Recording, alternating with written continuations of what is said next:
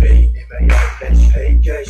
Çıkabilir üç güneş falçata evinde, hadi kalpleri deş. Kaldır başını gökyüzüne, lütfettiğim yolları sırtını dönme. Parlak suratına vursun ışık, benimle olmasa da kendiyle barışık. Kimler bana duyduğu kimler, duyamadım oradaki fahiş eminler. O sırada beni gösteren eller, tam sırası şimdi girmeli ziller. Kaz bir bakayım suratına, yerleştireyim beni iki kaşın arasına saldır.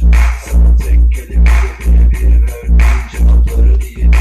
Baseball durduramazsın, terazi bindiği tutturamazsın. Nereden geldiğini duyamazsın, üzerine toz konduramazsın. Baseball durduramazsın, terazi bindiği tutturamazsın. Nereden geldiğini duyamazsın, üzerine toz konduramazsın. Böyle gibi sanma bedenini gezerenleri, ben bana dünya kendisi dönüp kendisi. Susmayı bırak da hadi ses ver.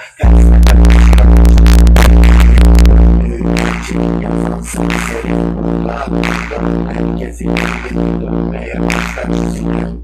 Seni durduramazsın, terazini durduramazsın. Nereden geldiğini duyamazsın, üzerine